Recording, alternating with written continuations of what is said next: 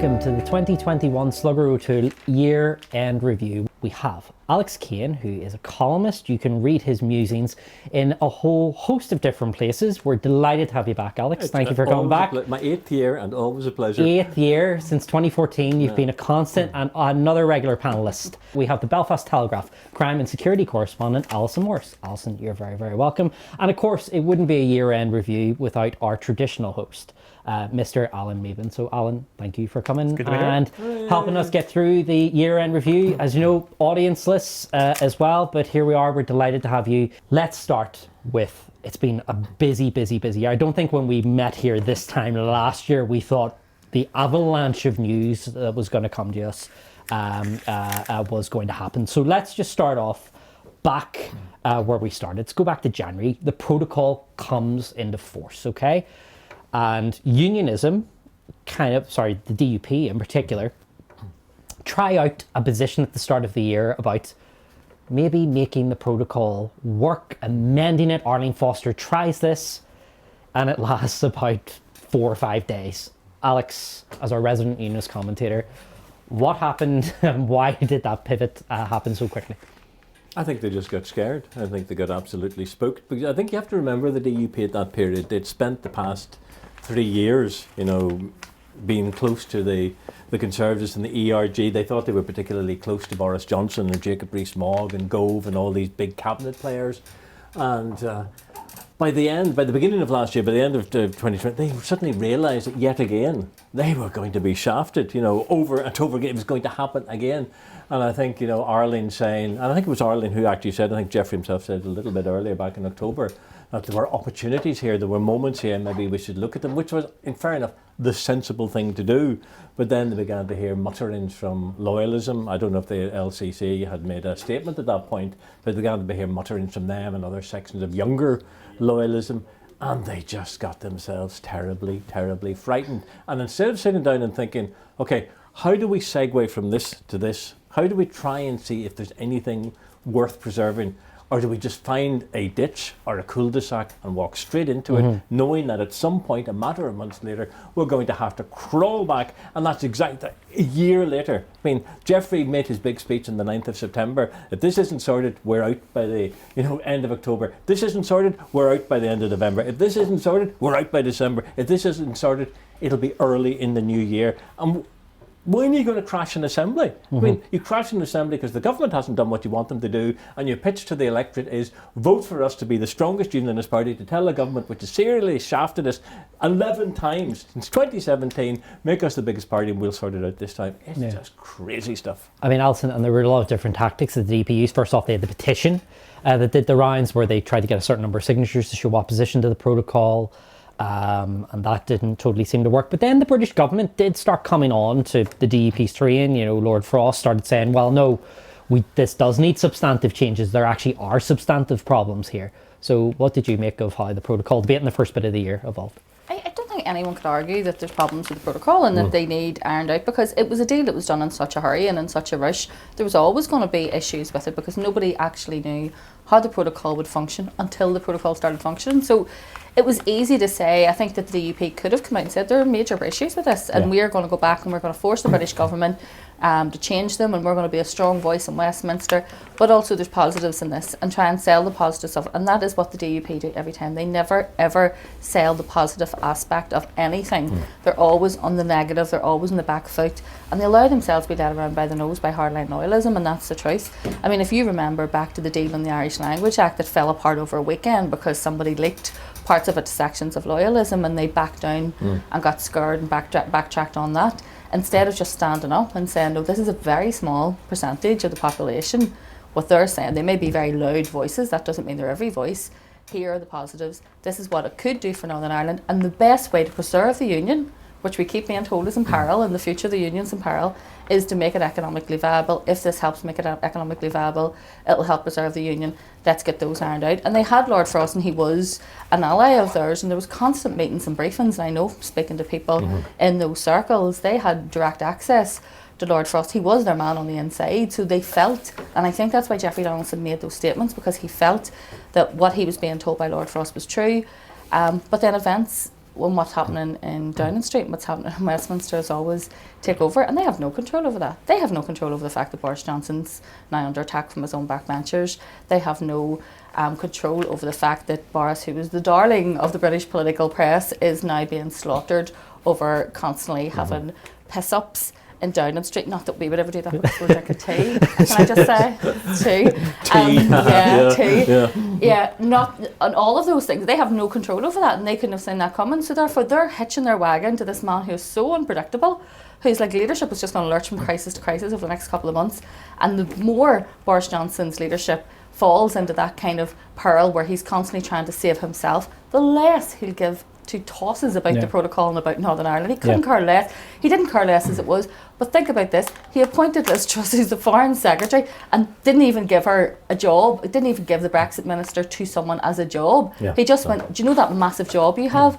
See if you can get 5 minutes during the day. You wouldn't take a look at that for us as well. That's basically how much he cares about what's going on. They've known what the EU are offering, and the EU have offered the deal on medicines. Nobody came out and sold that as a positive. I didn't hear anyone from the DUP saying we have backed them into this corner, we have forced them to do this. And that would have in some ways, I think, appealed to their electorate. Instead, they're still going on about, this lost their sovereignty. And if I lived to be 100, I would never work out what goes on inside the DUP's head. That's because I think they're looking for a victory, but they're looking for the wrong sort of victory. It's almost they're trying to prove that all the way through this they have been right. And their ears, eyes, every orifice should have opened the minute Lord Frost said something like, this deal was fine when I said it was fine, but I only signed it, we only agreed it because it was just to get it over the line. They should have thought, well, hang on, that's not a good position for us to be in. And then they did exactly the same thing they'd done with Boris Johnson. They put all their eggs into Lord Frost's basket, knowing that he was almost likely to do because he wasn't his own man, he wasn't his own boss. Nothing, that Frost was incapable of doing anything unless Boris Johnson gave it the imprimatur. And I've been saying, I think Alison's been saying, for the past year or so about all of this, that there was no chance whatsoever of Boris Johnson getting up there in the mea culpa. And even if he triggered Article 16, which I think the DUP still seemed to want, it was just to keep the talks going. I wouldn't be surprised if Liz Truss did just say, this will keep it going, let's get the election out of the way and then say we're back. Well, let's go back to the status quo. But that's the problem. Now, Alison's right. The DUP are caught in this thing. It must always be a victory. What they should be doing is actually saying, is there anything we can extract from this and sell and stop worrying about people who are probably never under any circumstances going to vote for them and start to, because there's a core of soft unionism and other types of unionism who will learn to live with this. I know I've written about the perception. I know there are problems that people who are unionists say, well, things are not quite what they were 5 years ago. Something has changed. They accept that. But I hear very few unionists, and I do a lot despite what some lunatics on loyalist lunatics on Twitter say, I have huge connections, as Alison would, across unionism and loyalism. I hear very, very few serious voices actually say, we need to up the ante, we need to push this. I hear them saying, can we find some way of ratcheting this down, find a soft landing? But could you imagine if the DUP had come out last week when the EU came out and said that they had backed down and come up with this legislation to fix the problem with medicines and say, this tiny little party in this tiny region within Europe have forced 27 member states to U-turn on that, that's what we have done, that's the pressure we put on. Instead they didn't, they didn't make anything of that at all. It's this constant negativity, and it is appealing to the lowest common denominator. And I mean, the sections of loyalism here against the protocol, most of them just fail because they've been told it's an attack on their sovereignty. It is. If you explain the actual details of what it means in terms of trade and economics and livelihood and the cost of living and the impact on their family and the future of the unions, they think completely different. But instead people just use sound bites. They just go, economic United Ireland, betrayal, sea border, that's it. And, and nobody has bothered even, not even within the DUP, is to go down and explain to those communities. And I'm not saying they're wrong to believe that. I'm just saying that nobody has properly went in and spoke to them and told them that this is what the actual reality of the situation is. And so you promise people you're going to change something when you know full well you have no ability to change it completely. But the other thing about the DUP, just briefly on this one, is that they have been spooked by opinion polls, not simply Lucid Talks polls, but the Liverpool University one, which had them at 20%. So they know their vote has gone down. For years, from you to go back to 2003, right the way through to 2019, the DUP vote was a majority A majority of unionists voted for the DUP. They've seen that go. The trouble is, Jeffrey's getting it from the TUV side, he's getting it from the Loyalist Coalition, he's getting it from the LCC, he's getting it from the UUP, and he's getting it from Alliance. All those audiences and demographics have entirely different things at stake. Jeffrey cannot play all of them, so he has to choose one. But whatever one it is, he stick to it. Stop all this playing about, because at the moment nobody knows what they believe. And I mean, are we in a position where he has nearly stuck to something? He's basically gone, we may not get rid of the whole protocol, but at least the Irish sea border seems to be one of the red lines in the sea that he kind of wants to get rid of. That would be success for him if somehow he could get that. So is he nearly just trapped himself? Has he reversed into a cul-de-sac and said basically by Easter he'll have to bring the executive down just before the election, just before Purder or something, in order to be seen to do it? There's no real way out any longer, is there? Well, he needs something massive from Liz Truss. The thing about Frost, they trusted him. I think for all the wrong reasons, but they actually believed he was on their side, that he was sympathetic. I'm not sure he was sympathetic to Ulster unionism. I think he was sympathetic to a form of unionism, but not necessarily local Ulster DUP type unionism. And let's face it, his resignation letter didn't get a mention. Unionism didn't get it. And the other thing, just Frost didn't even tip him off and say, by the way, Jeffrey, you'll have read the statement on Friday about we're coming back next year. I won't be there. No, I mean, if you're that close to people, you would, simplest, kindest courtesy is to say, just to let you know. So let's take a jump back, okay? Because we're talking about Jeffrey. There have been 2 other DUP leaders this year who I want to give them their time.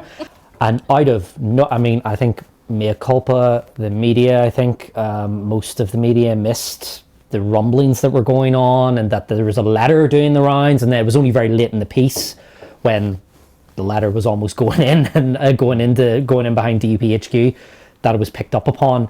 What happened? Where did it go so badly wrong for? I'm taking responsibility for this, because in the past 7 years, every time you've asked me, will the DUP leader survive another year? I say, no, they will be out.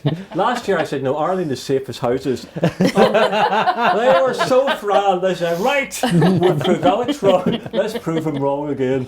And they just, within a matter of weeks, they had her shifted. And I think it's because, and I know Alison and I have both done this in the previous year, 2 years, we've written about this. We've written about internal problems in the DUP.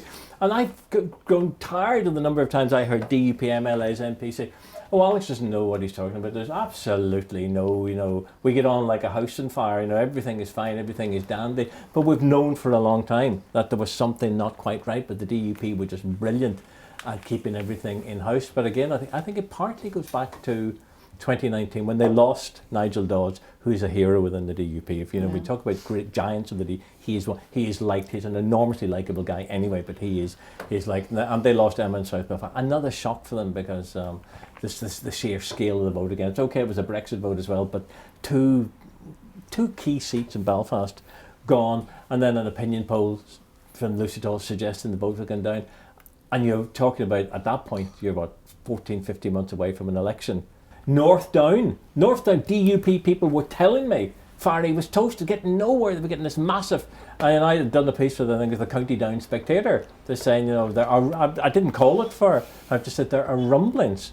The people who I would thought would have been natural DUP or UNIT are not going there. I thought Alex Easton was home and hosed. I thought because Farry only had, Sylvia Herman only announced a month out that she wasn't running. Farry only had 4 weeks to mount a campaign. So it was just all of that, and it was, after 50 years of keeping everything in house, it was like a weird political episode of Frasier, where the Democratic Union tumbled out of this cupboard, and all the angst and anger and everything they'd covered up, and all the all of having to pretend how much they loved each other, it all just spilled out, and this bizarre result, Edwin Poots was the saviour. Alison, what do you make of the demise of Ireland? We'll get to Edwin in a minute, but the demise of Ireland. In February, she was asked directly, is your leadership, in threat? And she was like, not at all. Everything's great. Everything's fine. Don't listen to that. And within 2 months, she was gone. I mean, that morning, when the whole news about the letter broke, I sat in the car park of Tesco for 3/4 of an hour because I couldn't get out of the car because I was listening to the radio, and I was like, what's going to happen next? And it was, it was rapid. Usually when somebody loses their leadership like that, you see it coming and there's a trajectory of travel and you can see it and you go, this is where it's going. Right now, Boris Johnson, he's at the bottom of that trajectory. That'll go one way and you'll see him losing his leadership by the end of this year. I would be shocked if he's still the Prime Minister or still leader of the Conservative Party. But with Ireland, it was so rapid because they did keep it quiet. I mean, I spoke to you about this for the Belfast Telegraph, as you said, lockdown did her no favours because they were able to conspire in private behind her back. Had she been meeting them every day, you can read the mood music off people, you can feel the vibes coming off them, you know that your power is slipping away. She wasn't meeting them, she wasn't speaking to them, and they were obviously having their own private conversations, and all of this was done in a vacuum, and that didn't do her any favours either. Look, there's people in the DUP never wanted Arlene Foster to be their leader, and the fact is, somebody who was the leader of what was a party founded on religious fundamentalism, a very male-dominated party, dominated on a Free Presbyterian party, which was run by men in grey suits for a very long time. To be a woman who wasn't from that world and to rise to the top was quite an achievement. I've always said she was far from a feminist, let's face it. Her social views are very conservative. Her views on abortion are very conservative. Her views on gay marriage were very conservative. But what she did do was she attracted unionist women into politics, and the DUP looked very different when she left than it did when she came. Yes. If you think back to those talks, those early talks in Hillsborough, she was the only woman that you would have seen among them, and now you see women as ministers, and so for that you have to give her credit. But her leadership, the thing about being the leader of any political party is you will be the darling, you will be Arlene's on fire, you will be, Boris is the greatest, as long as you're winning elections. But the minute you become a threat to winning elections, all those friendships go out the window. Like, it's it. Your head's coming off. I just wonder, because actually it was 5 years ago this month that RHI broke, and that did Arlene, because interestingly, talking to a couple of people who were in the DUP who were supportive of Edwin moving against her, they said she never recovered from RHI. And she never really recovered from what happened 5 years ago. Is that true, or is that fair? Or was it recoverable for her? Did she ever get back the momentum? I think she lost the momentum she should have had as First Minister, and also the DUP first female leader and things like that. Yeah. Partly because the Assembly came down. It's one of the what ifs. If she'd stood aside, there wouldn't have been the election. I think maybe her biggest blow, I think, was a psychological blow. It was the forcing an election in which unionism went on for the first time ever to lose a majority in an assembly. That she would never have said. I don't think she's ever commented on that public, but I think deep down she must have thought, this happened under my watch for the first time. Storming Parliament Assembly, the previous Assembly, Sunningdale, there was always a unionist majority. She became the first chief executive, prime minister, whatever you want to call it, of unionism, who could not stand up in that chamber and say, speaking on behalf of a majority. And that I think, did her some damage. Then all the power shifted to Westminster. It shifted to and no matter that she was coming over, I'm sorry, when you have to be signed into a building, when you have to be, it's not the same. You're not going in. Something of authority goes from you, and an awful lot of people wouldn't have known her when she first walked in there. They had no idea who nobody knew, because we were getting phone calls from English press and English political company going, who is this woman? Or who are the DUP? Who are they? Explain. The DUP website crashed. I remember because they were downloading their manifesto so many times. Who are the DUP? I think was the most commonly searched thing that it was that great day. For freelancers like me, because you were getting them from all over the world. You get a translator to explain the DUP for.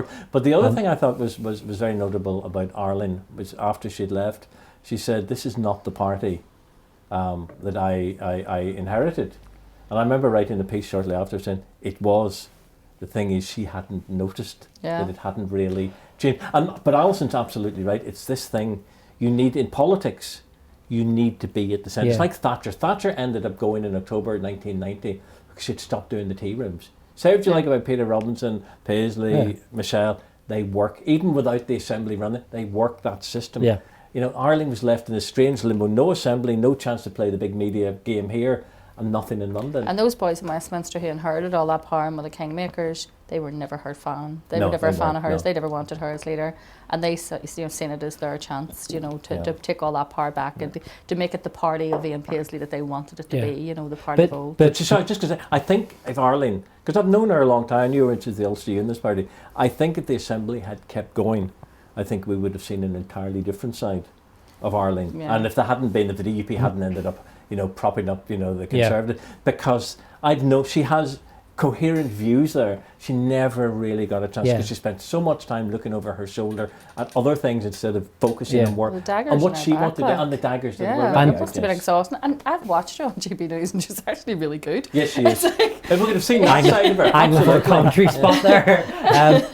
But interestingly, this I mean, it was one hell of a demotion, but that was her first time ever, because her trajectory from the minute she joined the DUP was up. And that was her first ever demotion. She had been promoted in every, whether it was ministry or whatever, she had always went up, which had always advanced upwards. That was one hell of a demotion. I'll see that.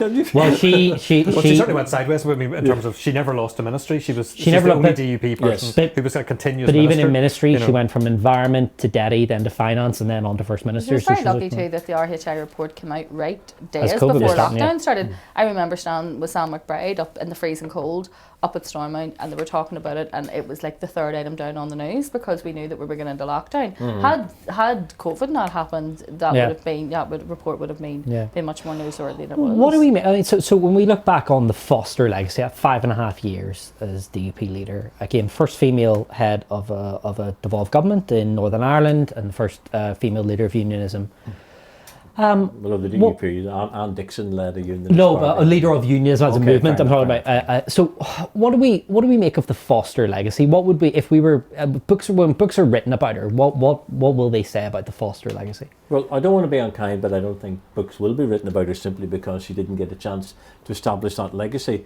When she became leader of the DUP, I was actually quite hopeful because I thought it was the Church of Ireland background. Yeah. She didn't mind a drink. She was actually very funny.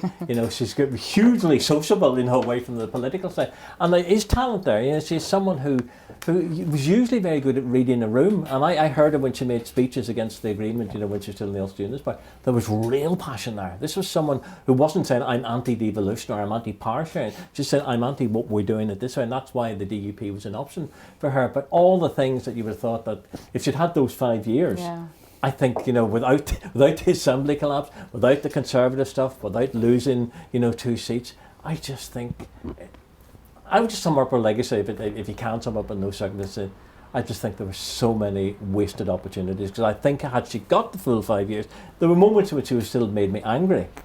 But the Arlene Foster, I think, old Arlene Foster would not have been afraid had she got her base there and knew and read the room. And also I think, and I think the loss of Richard Bullock after, was it 26, he went in, was it 2017? It's interesting that they brought him back, because it shows that they couldn't actually well, come whatever him. happened there, he should have but people, a lot of people don't know who Richard is, but he is one of the best readers of politics anywhere. He would be a class act, whether it was in America or down in, he's good at that. His absence was noticeable. And they're bouncing ideas again back off Peter Robinson, which shows that his loss as well was felt in terms of strategy, because you can see the sort of fingerprints of him. Yeah, and they're starting to gain back ground as well in the polls. But Alison, the Foster legacy, what would we say about her 5.5 years as DUP leader, but also her 2 and a bit years as First Minister? But I mean, I wouldn't be able to explain to you what is Fosterism, what was her political ethos, what was her direction, because there wasn't one. She was basically most of the time fighting for survival within her own party and in general, and it went from crisis and gaff after gaff. So that election that Alex referred to, I remember getting up and looking at, you're knackered during elections. I got up the next morning, my head was made of sponge because I've been working for like 48 hours. And I remember looking at the newsletter, and it said today, for the first time since the formation of the state unionism, no longer holds a majority. And Stormont, I thought, this is massive. Like, this day is huge. And that was her legacy. And the thing was that there was an increase in the vote generally. It wasn't like she lost unionist votes. But the crocodile comments just made every non-voting nationalist rise up and go back out and vote again. So she was responsible for that by her actions and her inability, I suppose, to compromise and work with her partners in government. And she has to take responsibility for that. But I mean, I suppose what I said earlier, I mean, if you are a very conservative unionist woman and you felt, you're the stereotypical, impression of you as the woman who makes the tray, bakes some tea after church, she showed you that did not have to be your route, that you could go into politics, you could still hold on to who you are, and you can see that you can see much more unionist women in politics. And I Yeah. suppose that has to be the Yeah. sort of positive aspect of it. I mean, those women would clearly have very different politics from mine, but it's good to see female voices in that Yeah. sort of arena. If we move on slightly to the next leader, who I suspect will not spend as long looking at the legacy, but the kind of the Poots Pooch or the Poots coup, we kind of learned from that clearly that there wasn't a great plan as to what to do once they had got rid of Arlene Foster. So it kind of has that weakened the DUP, or is it kind of neutral, or has it helped? Well, I think the thing about the Poots coming so swiftly after Foster's demise was that it all the people had said that, you know, it was a bit of an aberration what happened with Foster, that it was just all to do with her, nothing had been sorted. The brutality with which Edwin was moved, and for all his, people can knock him as much as you like, he's basically a decent guy, you know. There's a sort of, it's one of these strange things. A lot of what he believes in I just find bizarre. They don't, but on a personal level I've always found he's capable of listening, he wants to listen, he will talk, but it was quite clear that half the party didn't want him.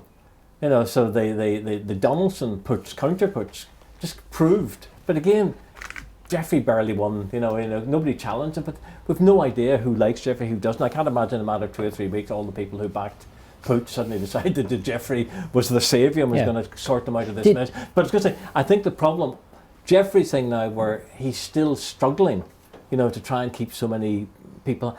The party needed leadership. Foster was got rid of because they thought she wasn't providing leadership and would cost them seats. Pooch was got rid of because people just thought, even some of the people I think voted for him, but they suddenly realised, okay, maybe he's not quite the person we need in terms of media.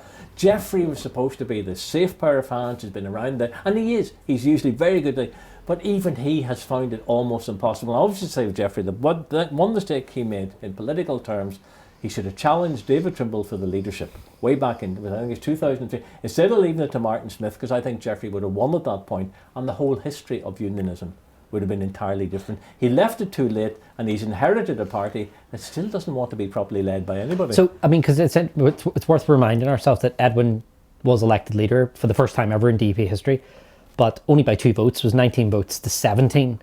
I mean, that was incredibly close. I mean, had Jim Wells not been allowed back in to vote on that, it would have been 18-17, so just incredibly close.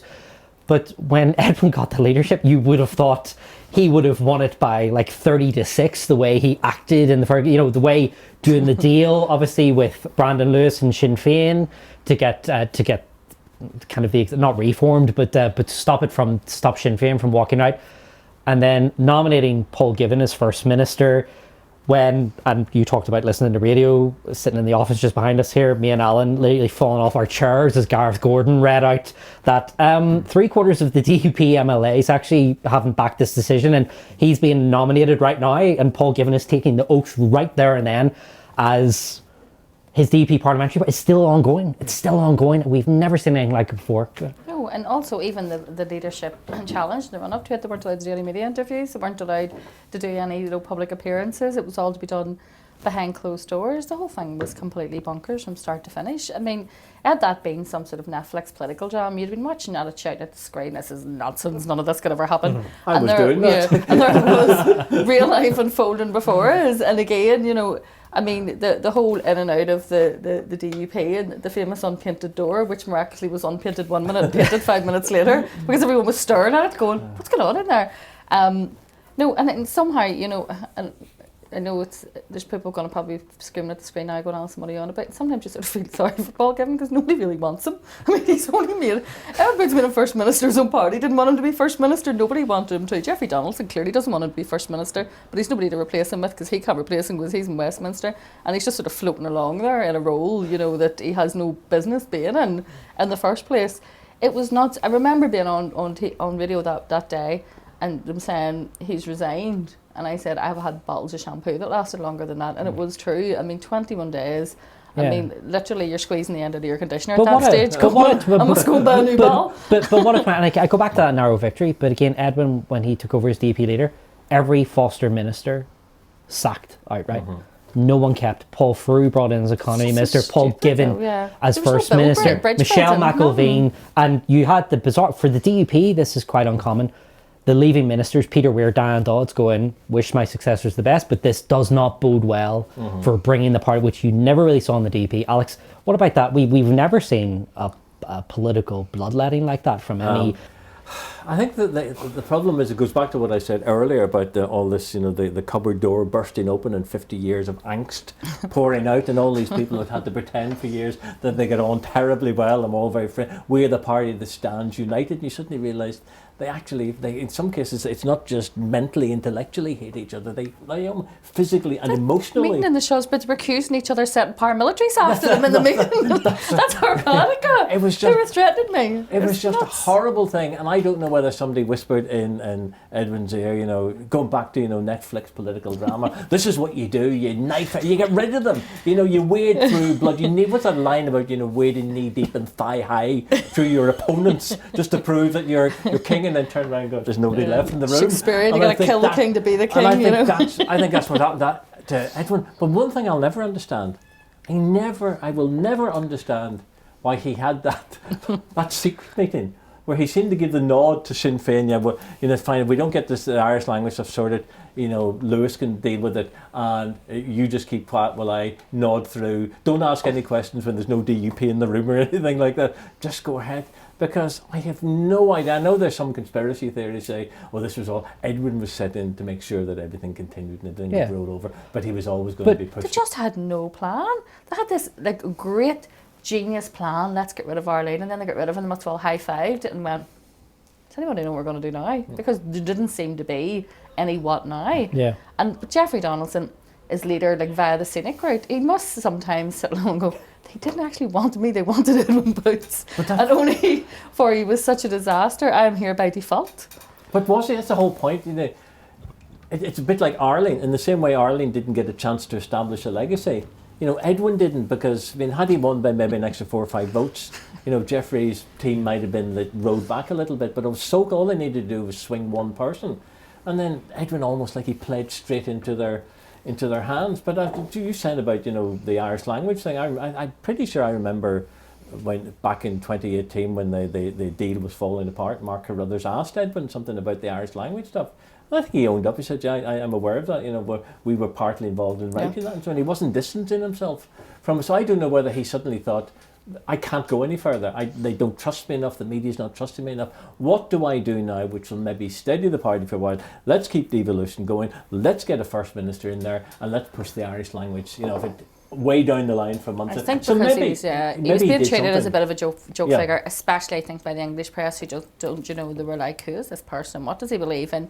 And I think that he wanted to come out and look like he was a strong leader who could make decisions, but he just didn't bring the right people along with him. You don't have to bring the whole party along with you, but he didn't bring the right people along with him, and they were just like, he should have kept, if he'd kept 2 or 3 and just said, look, I might shuffle later in the year, but at the moment, let's keep something resembling. I mean, not even committee chairs were untouched. He literally went through. I thought there was going to be a reach out here somewhere, and I remember it was Tim Kearns was on talk back during. Remember they walked up and down the stairs as well. Every time they announced a new minister, he had to walk down the stairs again. Yeah. And you were like, I remember Tim Kearns was going, "I'm waiting for the reach out here," and then the committee chairs came in, and it was just nothing. It was absolutely nothing.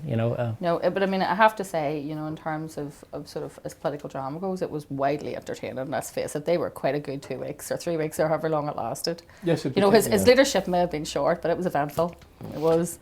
The DP were not the only party, and we'll get to the current DP leader in a second, but there was another leadership contest. Current? He makes a shout before the end of the programme. Who knows? With the amount of stuff, with the night is young. There was another unionist party that went through a leadership, not contest, but leader departed during the exact same period. Again, unprecedented. We've never had that in Northern Ireland political history. The leaders of both unionist parties stepping down at the same time or being ousted at the same time.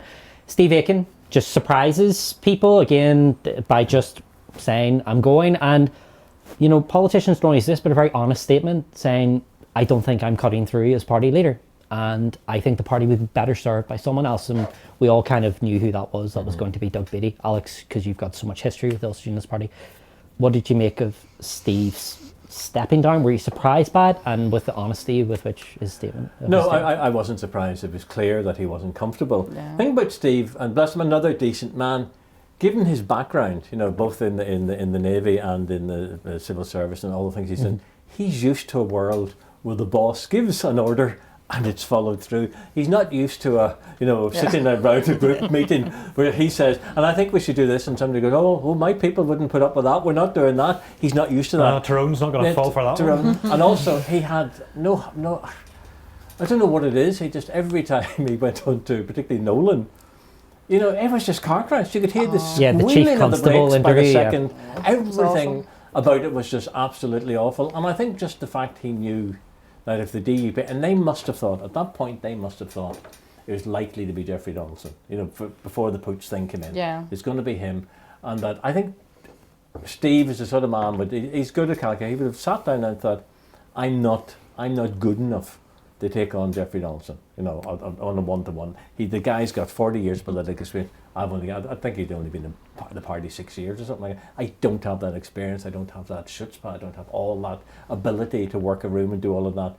The party is going to need someone else. I'm not cutting it with the party. And yes, it probably Doug was in his mind. And so I think I wasn't surprised, and I think it was the right move. Whether it would have happened if Ireland hadn't been pushed is another question, but I think the dominoes fell in a particular way, and I think Steve saw an opportunity, being able to go with good grace, with honesty, and say, look, I can't. How many leaders actually say, I'm just not cutting this. I'm not. Whatever I thought I could do, I can't do. And it might have been better had he been, when he stood for the leadership, had there been a challenge. Yeah. But Robin went, then Steve came in, and then Doug comes. But Doug was just something that do you think because we'll get on to Doug in a second. But do you think, because this is now the third leader in a row that's been elected with it by acclamation, almost no challenge. Do you think the Ulster, particularly with the chaos going on in the DP, they would have benefited from a contest, like and actually taking their time to figure out just what are we about, particularly when you had so much chaos on the other side? Contests are good. I quite like contests. Yeah. But the problem is, the Ulster Unionist Party, they've got Mike, a former leader. They have Robin, a former leader. They have Steve, a former leader. So that's a quarter or something of your existing assembly team. Third of their parliamentary party. There's 3 or 4 of that assembly team were never under any circumstances, even if you said here's £1 million, just stand. You're not going to win, but here's £1 million. They were never going to do that. It was never going to be a contest. And the fact, it's one of those rare moments when a contest would have maybe indicated just the sheer lack, because if Doug had won against candidate who everyone hasn't a chance, it's not a win.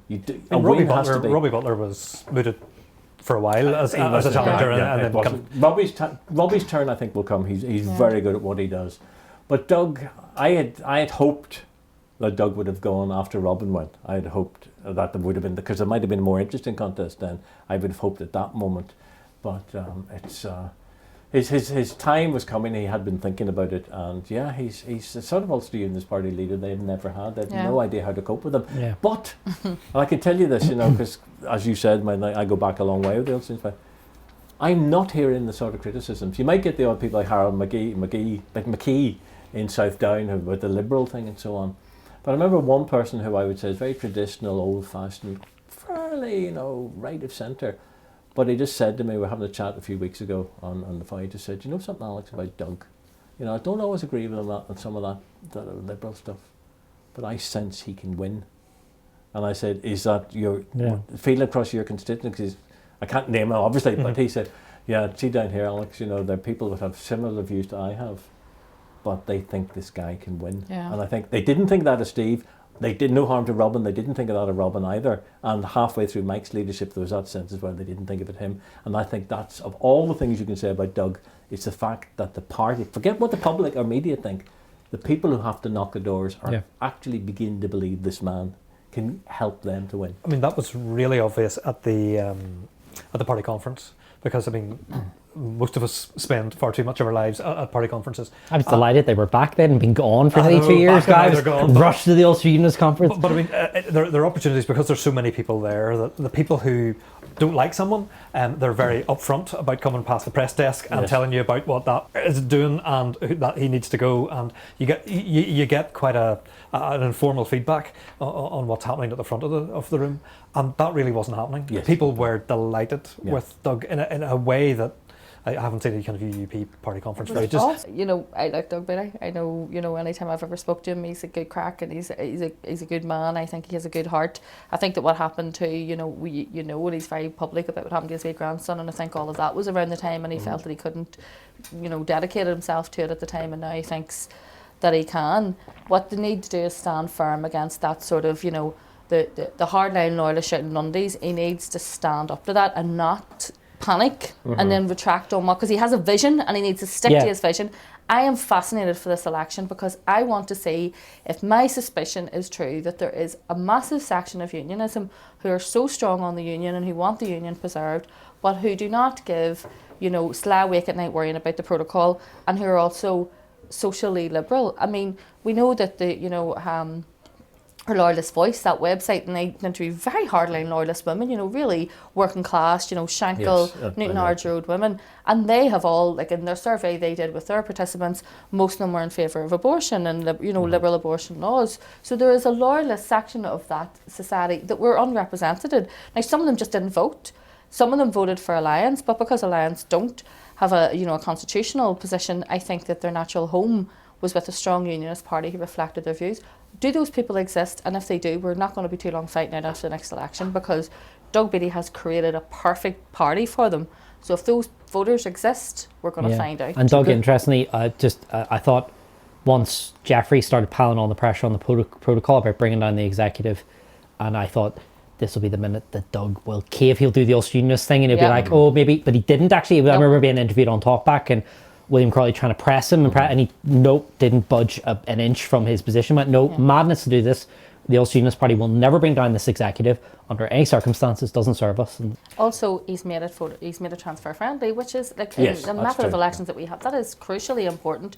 If the DUP continue to, you know, chase after Jim Allister's vote, they're not going to be a transfer-friendly party, and you always know for those last seats, like that is crucial to that. And those unionist voters that were lost over the years to Alliance, who may still vote for Alliance first, they're going to look, they're going to give their second preference to the Ulster Unionist Party, because he's created a transfer-friendly party, and I'm sure that's at the forefront of his thinking when he's thinking, you know, the sort of outreachy type work he's going to do is, you know, I am not, you know, it's not a big scurry Jim Allister Unionist Party that only appeals to a very specific demographic. There's something that people go, well, I actually don't mind that, you know, and I would give them a preference voting in an election, and that's crucial if you're going to try. There's a huge ditch there between where he is and where some people will want to push him, and he's going to have to make that decision within a matter of weeks. I'm tempted to do a bit of a handbrake turn, because we've spent kind of 3/4 of an hour looking at unionism, and apparently the other parties are also available. The SDLP, if we look at kind of the kind of polls that are coming out at the moment, which aren't representative yet, we're not close enough to a campaign for those to be really telling us how people are going to vote, but we're not seeing people give a message in those to say that the SDLP is preferred over Sinn Féin. We're not seeing that they're breaking through particularly.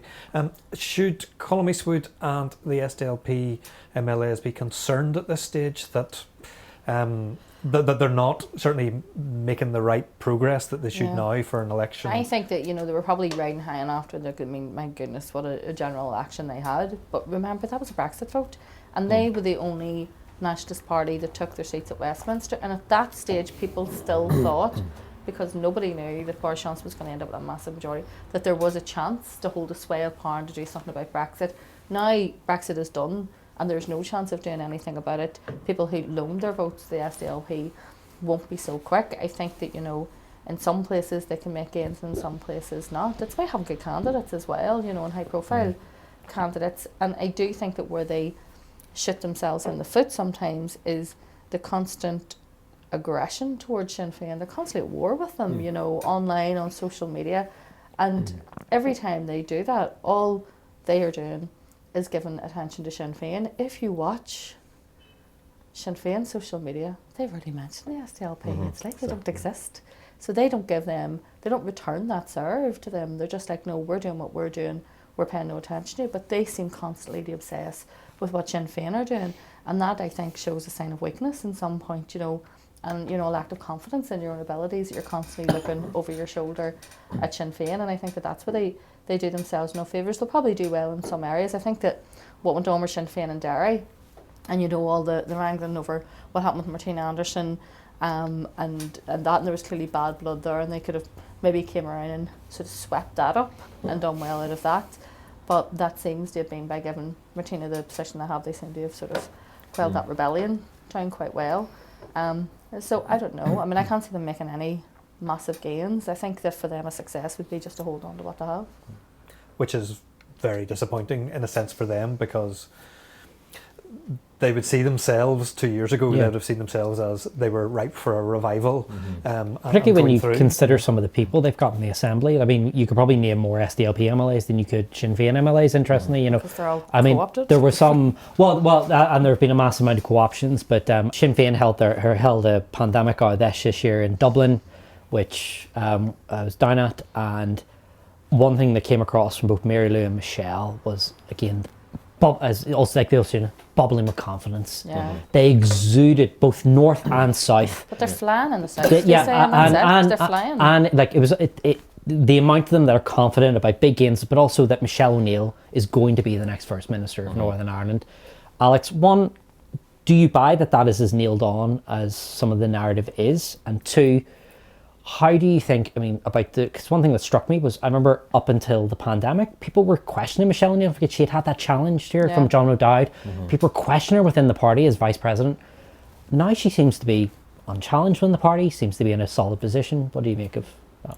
Well, can I just touch very quickly on the SDLP thing? Just I think their problem is that nearly all of the music in political noise is focused within unionism. You know, that's interesting to the media, what's happening with BT, what's happening with Donaldson, how the DUP will show, all of that. So it's very difficult for them to, you know, get some space. But on the other side of that, the alternative noise has all been made by Sinn Féin, looking at having, you know, a Taoiseach by 2025, having the First Minister up here by 2022.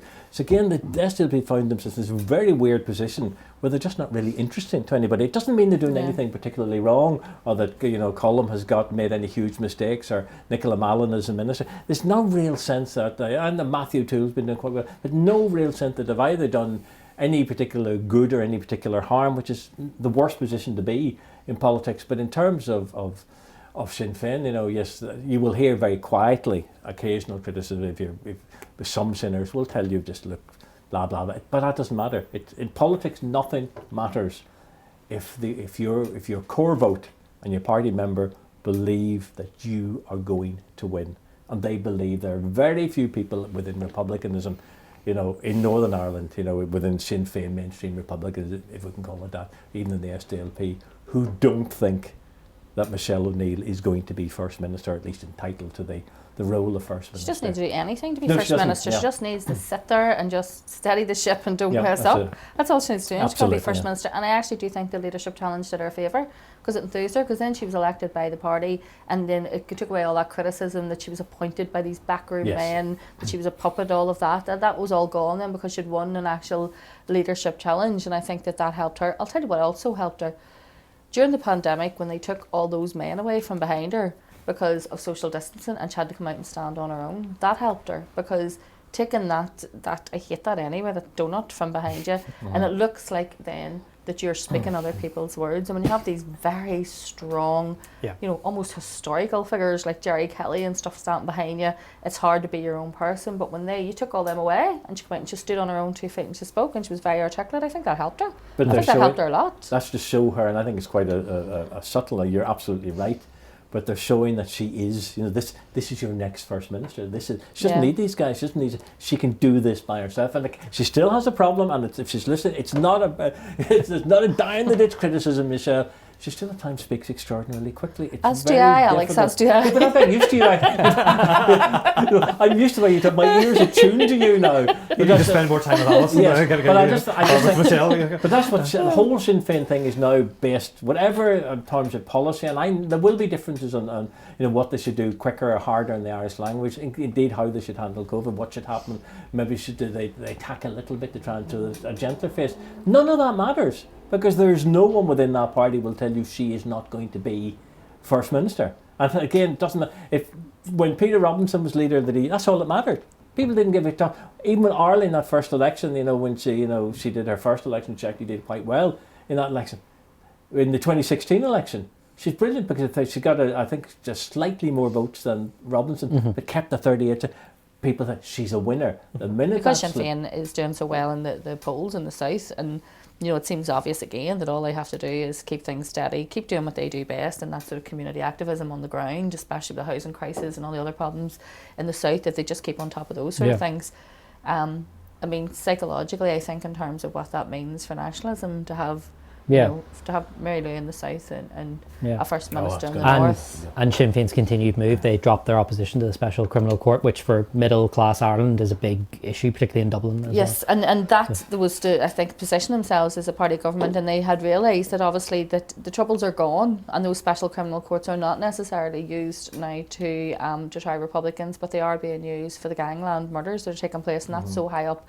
That sort of crime and justice thing is so high up in the agenda when elections come round in the south. Not so much up here, but in the south it's a really big thing, especially because they've had so many drug feuds, and I think that they had to make that change, and 20 years ago that would have been unthinkable. 10 years ago that would have been unthinkable. I was just going to say, in terms of Michelle O'Neill and Mary Lou McDonald, if you go back to when Adam stood down, when you talk to some unionists, in the DUP and the UUP, there was this feeling there was no way Mary Lou McDonald and Michelle O'Neill were going to have the influence or be the vote winners that Adams and McGuinness were, because these were the two giants. Who are these two? They just huge. Nobody knows anything about. Yeah. And that's the other thing. They both of them, for different reasons, had a lot to prove. Yeah. And that is going at some point. If that moment happens when it's Michelle O'Neill up here and Mary Lou McDonald down there, perhaps as Taoiseach, perhaps even with a majority government in her own right, that's going to be one hell of a challenge for you. That's going to mean there's going to be a border poll, because the pressure then is going to become too much to resist, and there will have to be, because that's what Sinn Féin, that is their main policy, and there will have to be, and I think that's when unionism is going to have to wise up to itself and start having a proper positive conversation and selling the positive aspects of the union, instead of this negative yapping all the time constantly about what's wrong. Instead they're going to have to eventually, and I think that Doug has seen the writing on the wall, that what we're going to have to do is stand up and say, this is how we're going to be stronger, this is how we're going to be more powerful, this is how we're going to be more united, this is how we save ourselves. So this is what you need to do.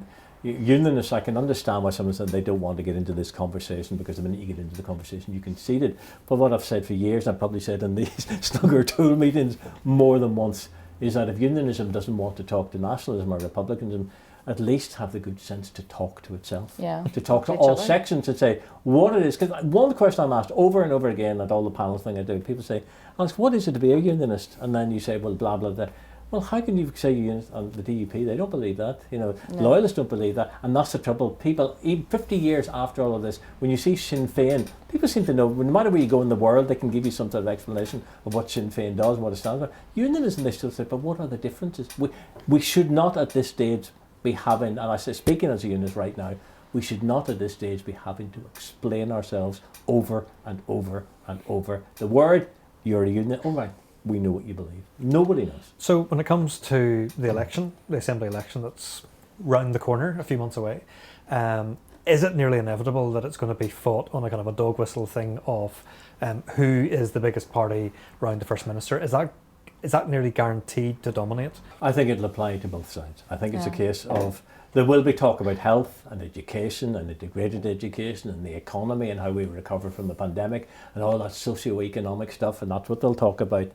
But on the voting day, they will hope that people will just go vote. If Sinn Féin, it doesn't matter, will want people to vote to them because they will say, oh, look, the roles are equal, we don't care. And the same with unionism, if it loses, it'll be in a terrible state. If it wins, it'll be jubilant. So nothing in that sense on this notion that we're going to post-COVID or post-academic, whatever you call it, that there's going to be some new type of election. That's not going to happen. And it's nobody's fault. It just is that even people who are determined, I am not going to be caught up on this usual sectarian headcount, they will walk in, they will hold their pencil over thing and they'll go, do I really want a Sinn Féin First Minister? Do I really want a DUP First? And they will inevitably and ineluctably be drawn to make the identity choice rather than necessarily the political economic choice. So when you were talking earlier about the fact that there's an opportunity for Doug, that there are a set of people who might prefer to vote for his brand of unionism than the DUP, when it comes to the ballot, are you then saying they will actually,